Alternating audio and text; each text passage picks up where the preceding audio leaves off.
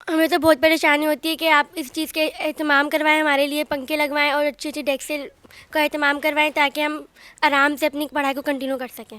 क्लासें बननी चाहिए, कलर होना चाहिए और ब्लैक बोर्ड बनना चाहिए। बहुत लगती है, धूप भी आती है और क्लासेस भी सही नहीं हो पर छतें भी टूटी हुई हैं और डेस्कों का भी प्रॉब्लम होता है।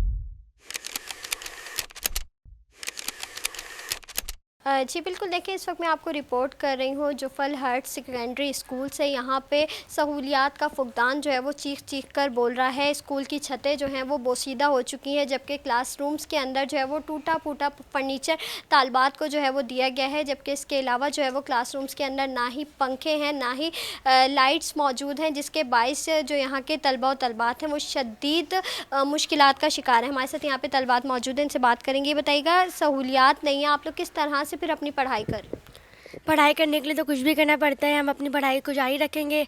ना इधर पंखे हैं और डेस्कें भी टूटी-फूटी हैं, फिर भी हम गुज़ारा कर रहे हैं और हम गुज़ारा करेंगे भी। और क्योंकि पहले भी हमारा स्कूल सील कर दिया गया था, फिर हमने एहतजाज किया बाहर बैठकर। हमने बाहर बैठ के भी स्कूल पढ़ा, पर हमने अपनी पढ़ाई जारी रखी। हमने अपनी पढ़ाई को स्टॉप नहीं किया और इंशाल्लाह हम ऐसे अपनी पढ़ाई को जारी कंटिन्यू करेंगे और ऐसे हम अपनी पढ़ाई के लिए हर मुश्किलात का सामना करेंगे। हमें तो बहुत परेशानी होती है कि आप इस चीज़ के एहतमाम करवाएँ, हमारे लिए पंखे लगवाएँ और अच्छी-अच्छी डेस्कें का एहतमाम करवाएँ ताकि हम आराम से अपनी पढ़ाई को कंटिन्यू कर सकें। हमारी क्लास में डेस्क नहीं, हम लोग ऐसे ही बैठते हैं। हम लोग के कपड़े गंदे होते हैं, हमारी दरियों पे बैठते हैं, इसलिए हमारे कपड़े गंदे हो जाते हैं। हम लोग जूते उतार के बैठते हैं। क्लासें बननी चाहिए, कलर होना चाहिए और ब्लैक बोर्ड बनना चाहिए। बड़े होके मैं पुलिस या फौजी डॉक्टर बनूंगा। हमें बार बार उठना पड़ता है, बैठना पड़ता है और जो है ना डेस्क से लगवाएं।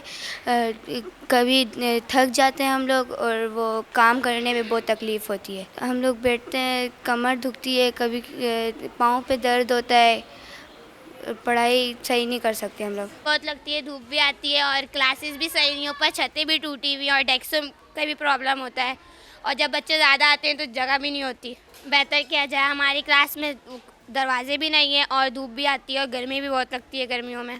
क्लास में बहुत गर्मी भी होती है, फ़ैन भी बहुत स्लो चलते हैं, ना गेट हैं ना खिड़कियाँ हैं, बहुत गर्मी भी लगती है। बैठते हैं तो गिरने लग जाते हैं, बहुत हिलते भी हैं और हमें बहुत गर्मी भी लगती है।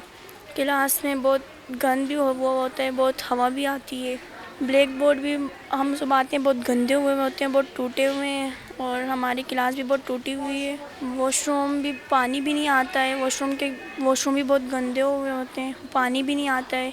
दरवाजे भी टूटे हुए हैं वॉशरूम के भी, क्लास में भी दरवाजे नहीं हैं। चीज़ों की कमी, टीचर खिड़की नहीं है, हम बाहर टूटते हैं, ये बच्चे ये गिरते हैं, दूसरी क्लास के बच्चे अंदर आके गिर जाते हैं। पंखे फ़ैन नहीं है, कलर नहीं हुआ है और डेस्कें नहीं है। टीचर कॉपी की पेंसिल निकल टूट जाती है, कॉपियाँ नीचे गिर जाती है बैग से।